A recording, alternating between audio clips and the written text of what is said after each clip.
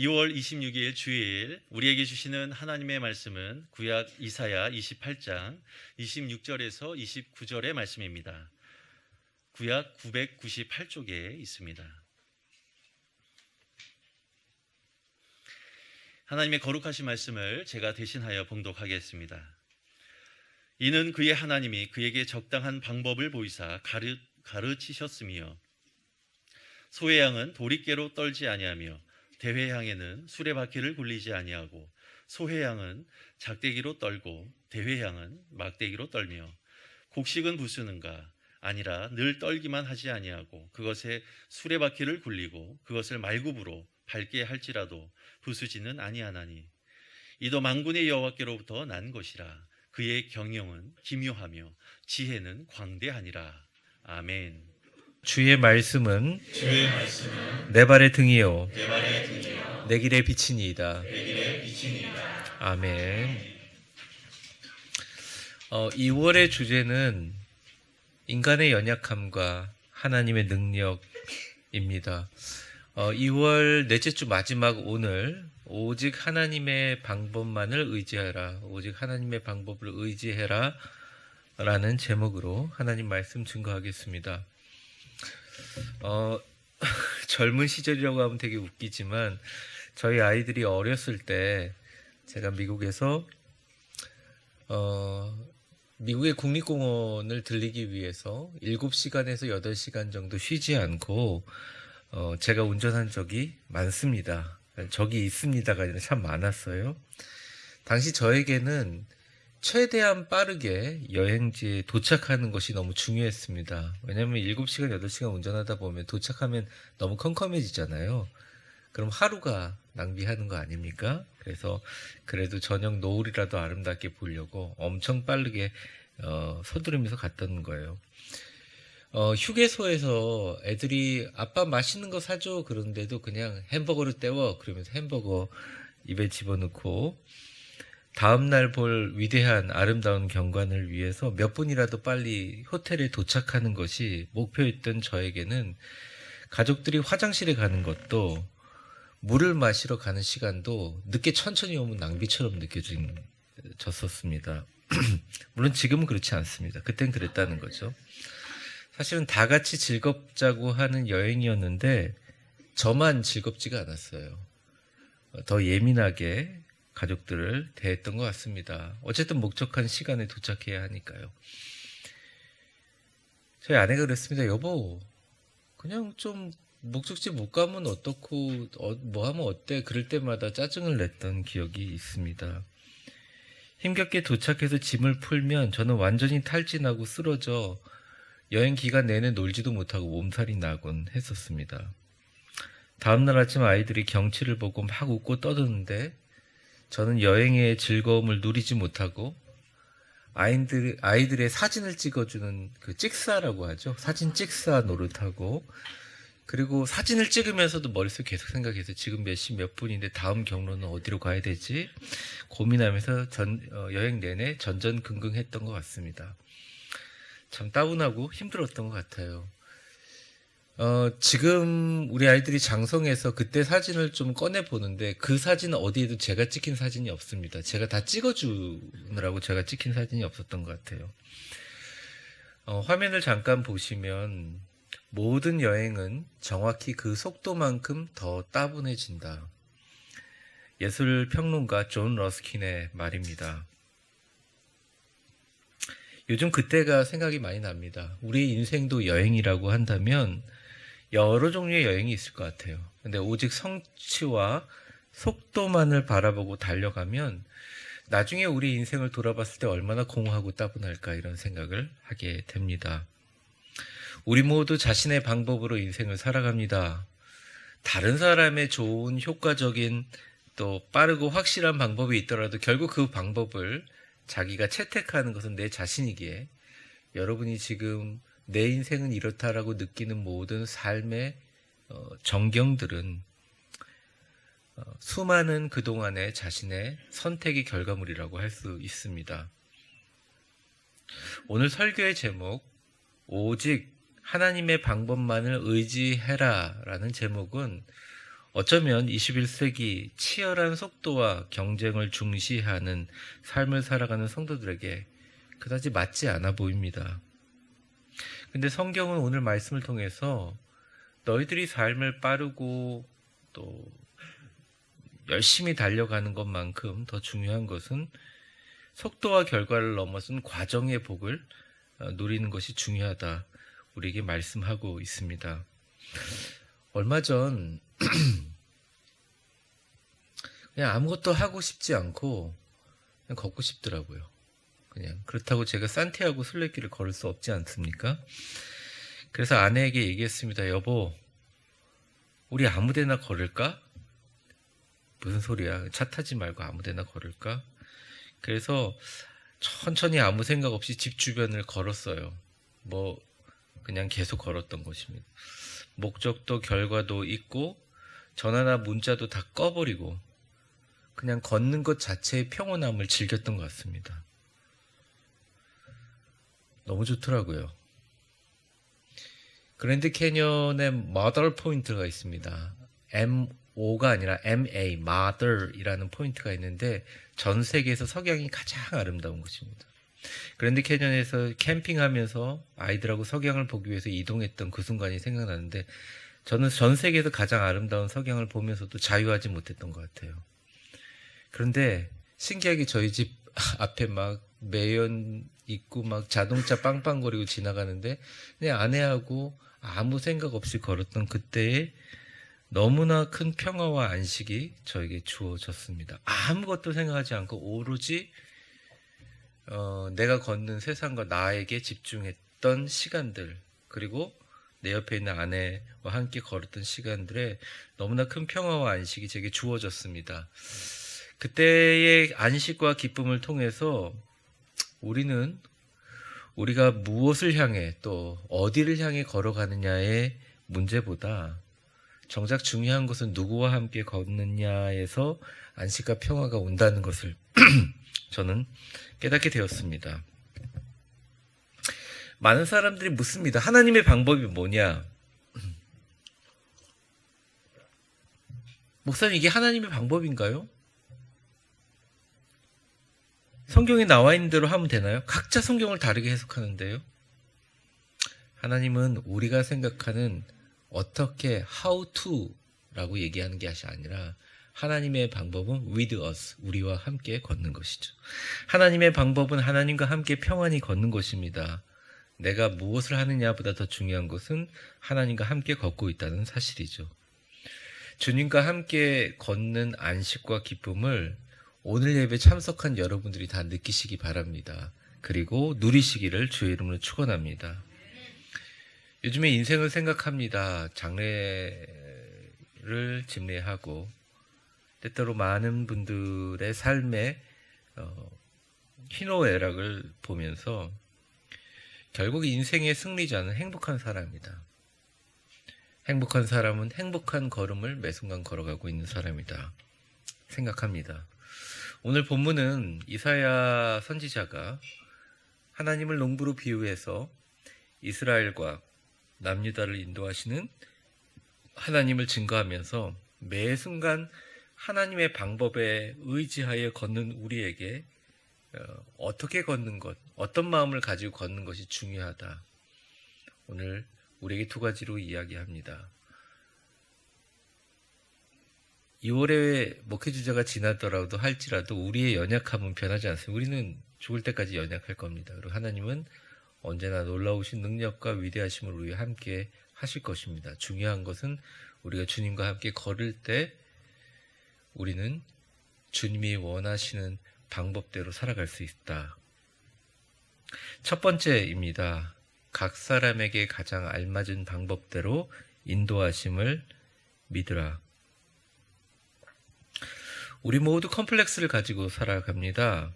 하지만 자신의 취약점을 온전한 내 것으로 받아들이고 자신에게 정직할 때, 그리고 건강한 모습으로 타인에게 자신에게 공개할 때, 드러낼 때 오히려 주변의 사람들이 우리에게 몰려듭니다. 우리는 모두 다 주변 사람들에게 막는 장벽의 노릇을 하고 있는 것 같아요. 컴플렉스 없는 사람이 어디 있나요? 완벽한 사람이 어디 있습니까? 처음에는 저도 그게 좀 힘들었습니다. 목회자가 컴플렉스가 전혀 없는, 결점이 없는 완벽한 인간으로 생각하고 성도들이 그만큼의 기대감을 가질 때 부담감이 많았어요. 또 목회자인 저도 성도들에게 기본적으로 성도들이 가져야 될 이 정도는 해야 되지 않나라는 기준을 가지고 바라보니 저도 많은 부담감을 가졌던 것은 사실입니다.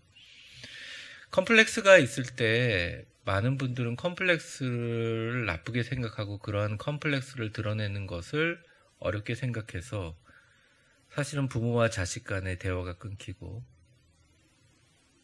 서로 사랑하는 마음이 있는데도 불구하고 깊은 골이 지는 것을 많이 바라보게 됩니다.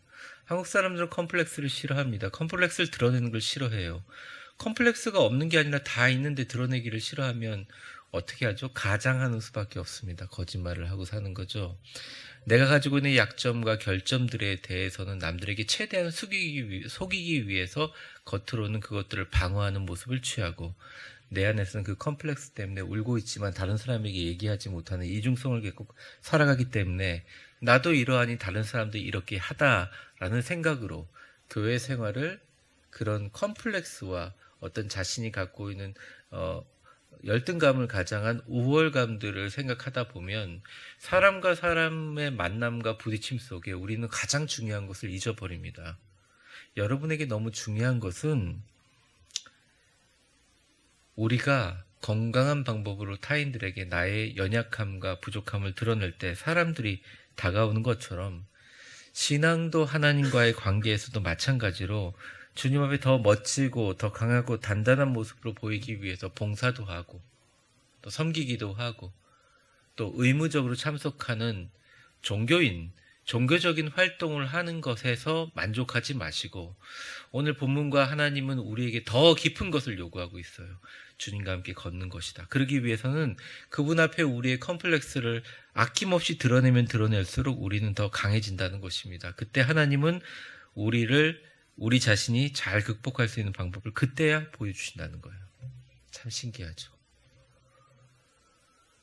자녀의 성공을 위해서 울면서 기도할 때는 느끼지 못했는데 결국 자녀가 그 뜻대로 성공하지 못해서 절망하는 눈빛으로 막 울면서 하나님 저는 이거밖에 안 됩니까? 라고 울부짖다가 나의 연약함조차도 하나님 앞에 딱 내려놓은 순간 참 신기하게도 하나님께서 우리에게 다시 한번 우리 자신을 강하게 만들 무언가를 제시한다는 거예요.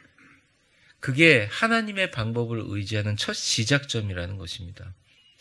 이사야 선지자는 그 당시에 지배당하고 있고 북이스라엘은 아수르에게 남유다는 바벨론에게 지배당하고 있는 민족들 얼마나 컴플렉스가 많았겠어요.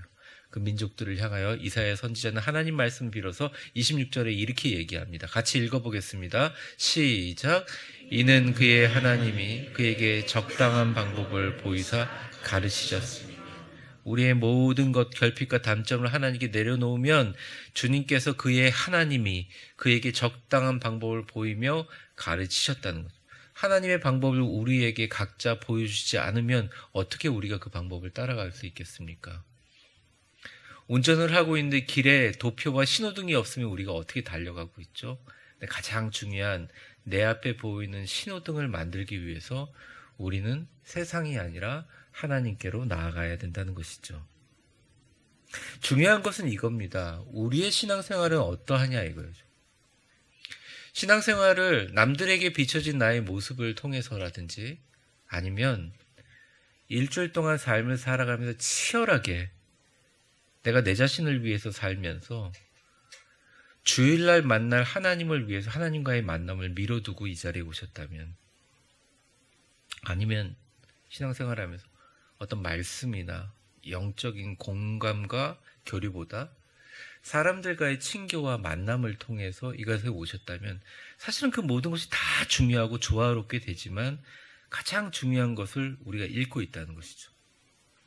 결점이 있어요? 단점이 있어요?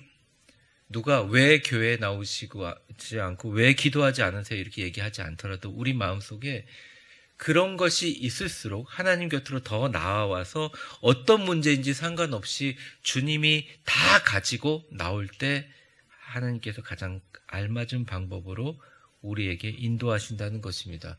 우리 자신보다 어쩌면 하나님이 우리 자신을 더 잘하고 있다는 것이죠.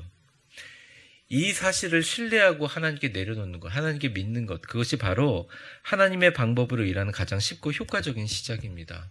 그 다음 절 27절에는 이런 얘기가 나와 있습니다. 제가 읽어보겠습니다. 소회양은 도리깨로 떨지 아니하며 대회양은 수레바퀴를 굴리지 아니하고.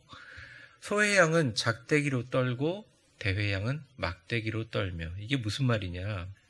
농부가 각각의 곡식들이 각자 적절한 장소에 심듯이 하나님께서도 그의 백성의 구원을 위한 각각의 사건을 적절한 때 적절한 장소에서 일으키시면서 우리를 인도하신다는 것입니다. 소회향은 그림에서 보시는 것처럼 미나릿과 1년생 초본 식물입니다.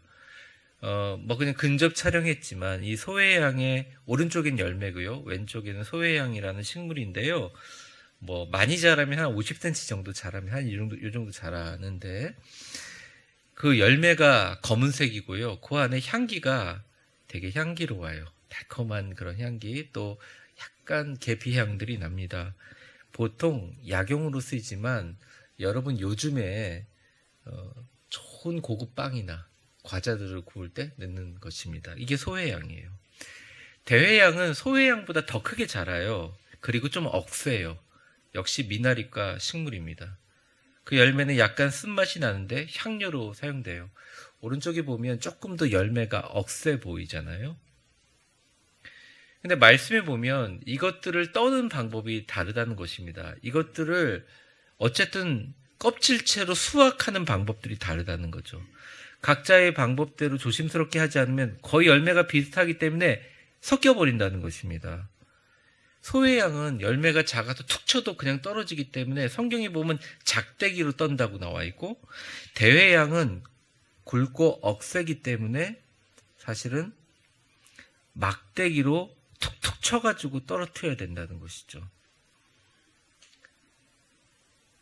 식물에 따라 각각 다른 방법대로 하는 것처럼 결국 하나님께서 여러분이 각각 처한 환경에 가장 알맞은 방법으로 이끄시고 섭리하신다. 이사야는 개인뿐만 아니라 북이스라엘과 남유다에게 이렇게 얘기하고 있습니다. 하나님의 방법을 의지하며 살 수 있는 방법을 알려주세요. 하나님의 방법을 의지하는 주체가 누구입니까? 물으면 저는 그냥 대답합니다.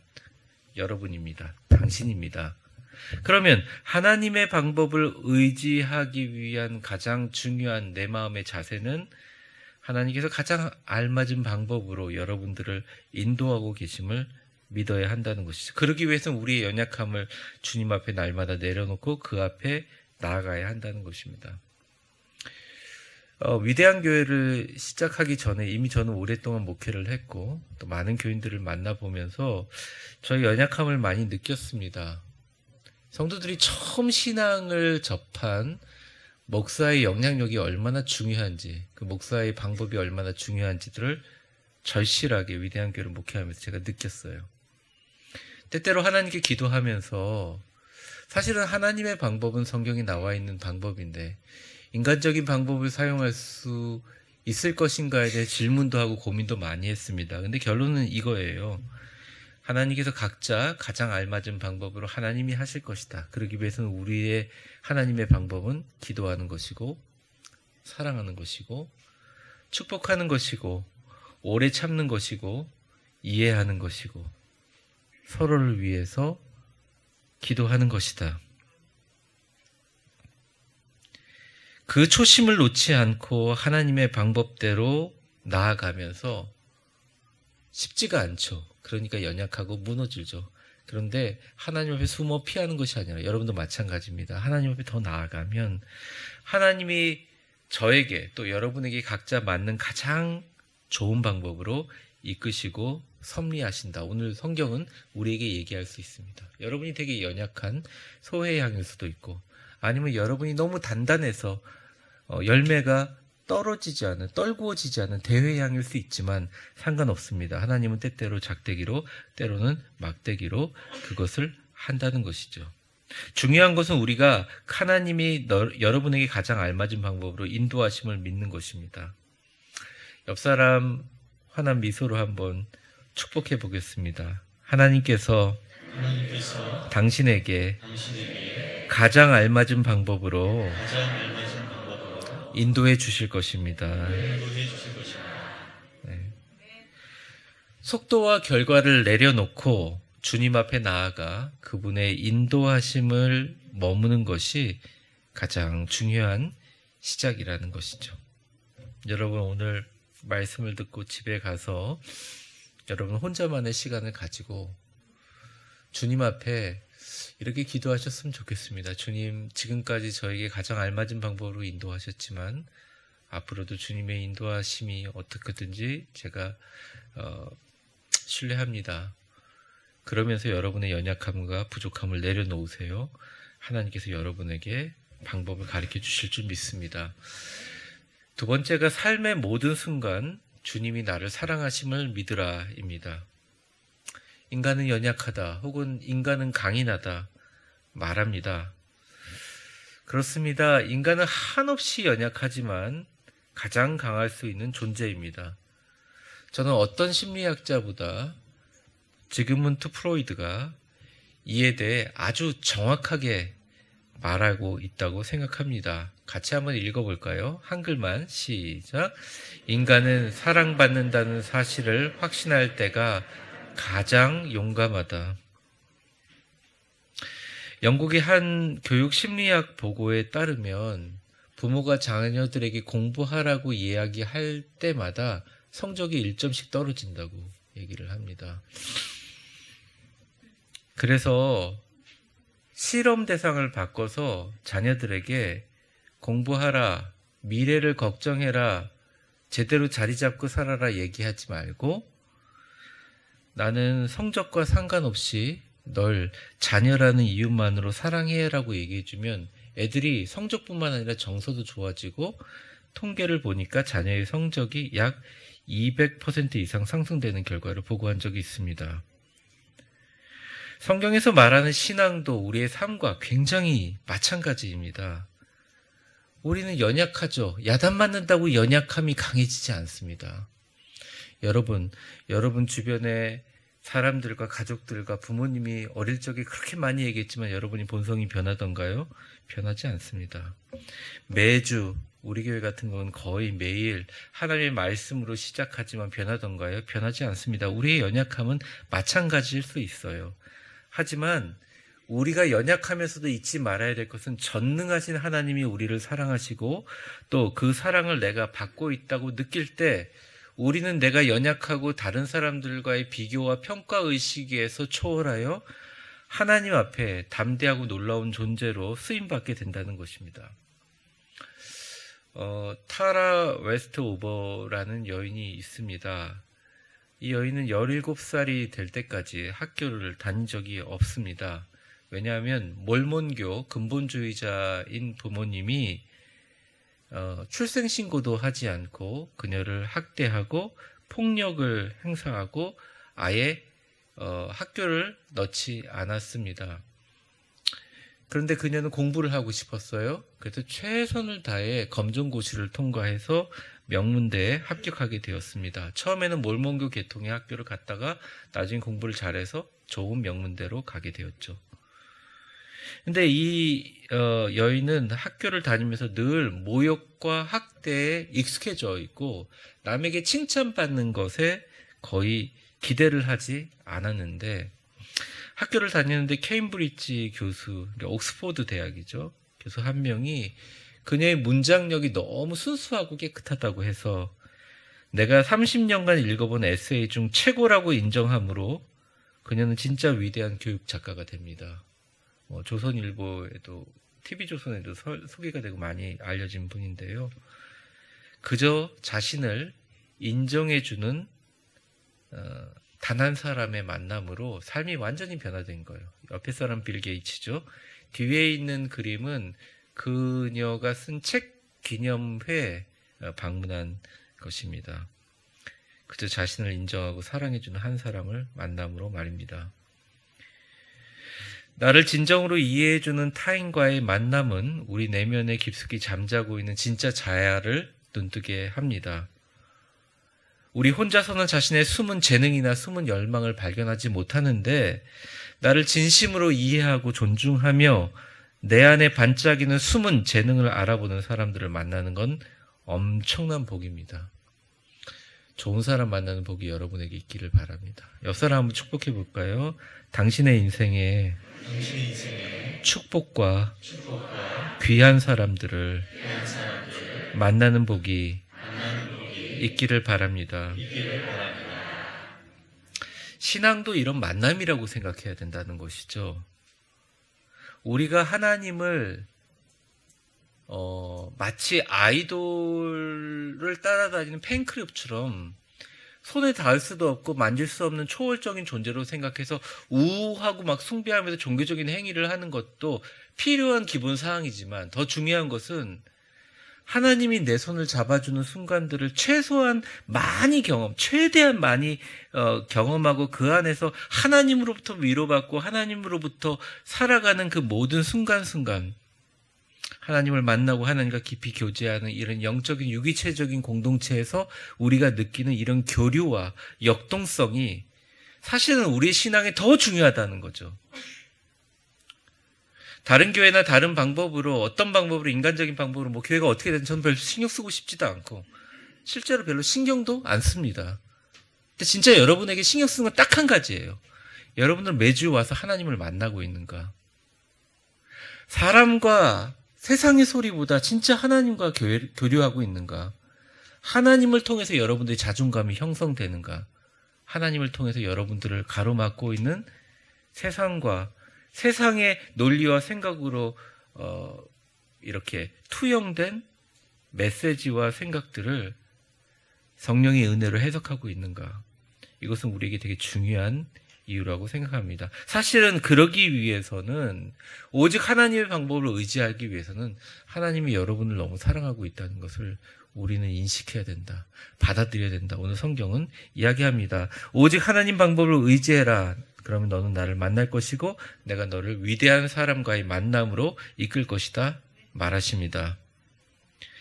28절의 말씀은 그 말씀을 비유적으로 이렇게 소개해주고 있어요. 같이 읽어보겠습니다. 시작. 곡식은 부수는가 아니라 늘 떨기만 하지 아니하고 그것을 수레바퀴를 굴리고 그것을 말굽으로 밟게 할지라도 부수지는 아니하나니. 여기서 되게 중요한 말씀은 부수지는 아니하나니입니다. 떨군다는 것은 그 식물에 붙어있는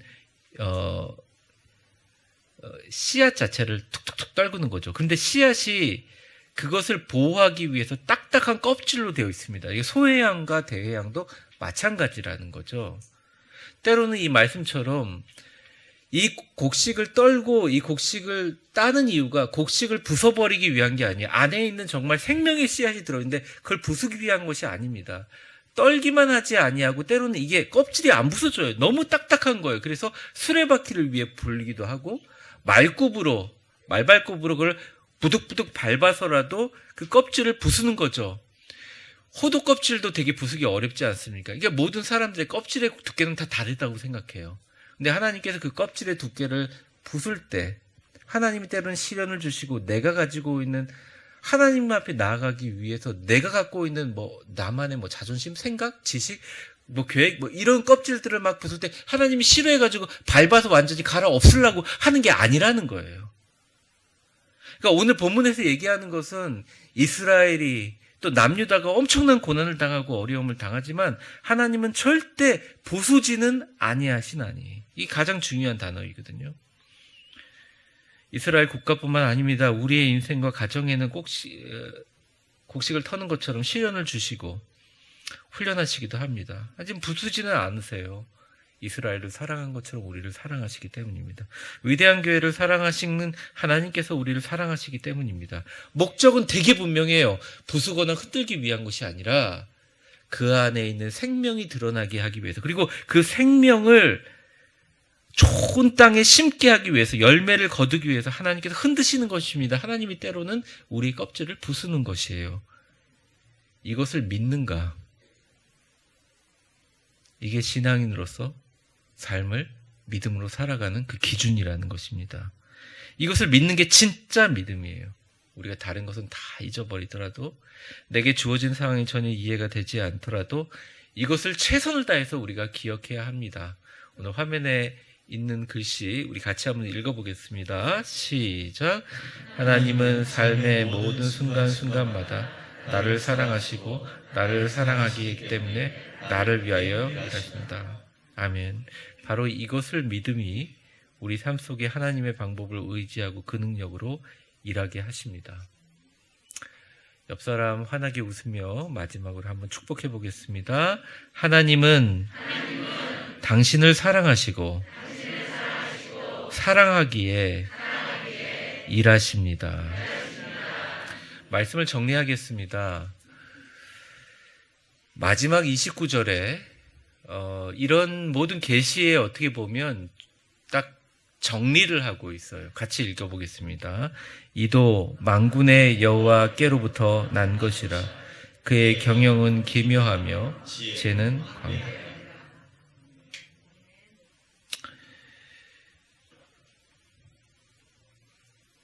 하나님의 경영과 지혜는 참 기묘하고 광대한 것 같습니다. 당신은 이해를 못하는데 조금만 돌아보면 그렇게 하셨다라는 하나님의 완벽한 시나리오가 조금 보이기 시작합니다. 우리가 신앙인으로서 믿음을 지키고 살아가는 건 쉽지 않습니다. 믿음을 지키며 크리스찬으로서 사업을 하고 적어도 예수 믿는 사람이 가지고 있는 기본적인 품격을 가지고 교회 생활하는 거 쉽지 않아 보입니다. 때로는 그럴 때 부정적인 사람들의 평가와 세상의 비아냥들이 있을 수 있습니다. 하지만 그런 것들 돌아보지 마시고 결국 크리스찬들은 오직 하나님의 방법만을 의지해야 됩니다. 기도해야 되고 말씀 그리고 사랑해야 되고 존중해야 되고 교회도 마찬가지입니다. 저는 우리 교회를 향한 하나님의 위대한 계획이 있음을 전적으로 신뢰합니다. 우리가 연초에 기도한 것처럼 올해는 하나님께서 우리 교회에게 꼭 새로운 땅을 주시기를 주의 이름으로 축원합니다. 저는 그럴 거라고 믿습니다. 여러분, 우리의 짧은 인생 때로는 더디더라도 이해되지 않더라도 잊지 말아야 될 것은 우리는 하나님과 함께 걷고 있습니다.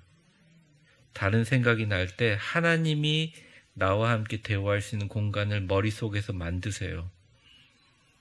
여러분의 마음과 생각이 여러분들을 잡아먹지 않도록 99% 일어나지도 않는 일들을 갖고 고민하고 인생 낭비하지 않도록 주님이 우리와 함께 계심을 믿으시기를 주의 이름으로 축원합니다.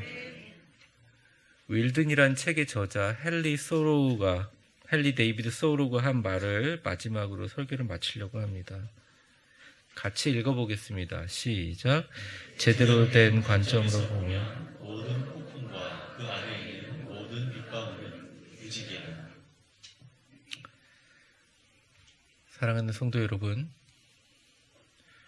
노아의 홍수 때와 같은 폭풍이 몰아치고 있는 이 시대에 그 폭풍 속에서 수많은 빗방울 가운데 무지개를 발견할 수 있는 사람, 하나님만을 의지할 수 있는 사람은 오늘 본문의 말씀처럼 딱 두 가지입니다. 하나님이 여러분에게 가장 알맞은 방법으로 인도하심을 믿으시고 하나님이 여러분을 사랑하심을 믿으세요. 그 외에는 방법이 없습니다. 거기서부터 다시 시작하시기를 주의 이름으로 축원합니다. 여러분들은 반드시 하나님 위대에 동참할 수 있는, 위대한 역사에 동참할 수 있는 축복의 좋은 씨앗으로 이 땅에 심기어져 하나님 영광을 위해서 사용될 것입니다. 기도하겠습니다. 하나님 아버지 감사합니다. 우리는 때때로 소회양일 수도 있고 대회양일 수도 있고 하나님이 그에게 적당한 방법을 보이사 가르치시고 떨기도 하고 밟히기도 하고 또 하나님이 그것을 거두시기도 하지만 결국 우리 안에 있는 가장 보석과 같은 우리의 연약함에도 불구하고 하나님이 주신 놀라운 비전들을 통해서 주님과 동행함으로 만군의 여호와의 경영의 기묘함과 지혜의 광대함으로 부수지 아니하고 오히려 우리를 좋은 씨앗으로 축복의 씨앗으로 심은 줄 믿습니다. 오직 하나님의 방법만을 의지하게 하여 주시옵소서. 세상도 사람도 바라보지 않고 하나님의 방법을 의지하며 겸손하게 하시고 우리의 말과 행동을 통해서 하나님 보시기에 귀하고 복된 하나님의 사람으로 세워지게 하여 주시옵소서. 우리 주 예수 그리스도의 이름으로 간절히 기도합니다. 아멘. 축복합니다. 이제는 우리 주 예수 그리스도의 은혜와 우리의 인생의 시간의 수레바퀴를 돌리시는 하나님 아버지의 크신 사랑과 성령의 충만하심과 교통하심이 때때로 우리는 말괄굽에 밟힐 때도 있고 수레바퀴에 굴려질 때도 있고 막대기나 작대기로 떨어쳐질 때도 있지만 소해양과 대해양, 이스라엘과 남유다, 우리의 가정과 우리 교회와 우리의 모든 삶에 하나님은 가장 적당한 방법과 가장 알맞은 인도하심으로 우리를 사랑하고 우리 손잡고 걷고 있음을 믿고 우리가 무엇을 향해 달려가는 인생인가를 바라보는 것이 아니라 나는 누구와 함께 걷고 있는지를 바라보며 천천히 주님과 함께 따분한 것이 아니라 기쁘고 행복한 영성 여행을 걸어가며 주님과 함께 걸어가기에 때로는 폭풍과 어려움이 있지만 그 속에 무지개가 있음을 바라보고 걸어가는 위대한 교회 모든 성도들 머리 위에 이제와 영원히 함께 있음을 간절히 축원하옵나이다. 아멘.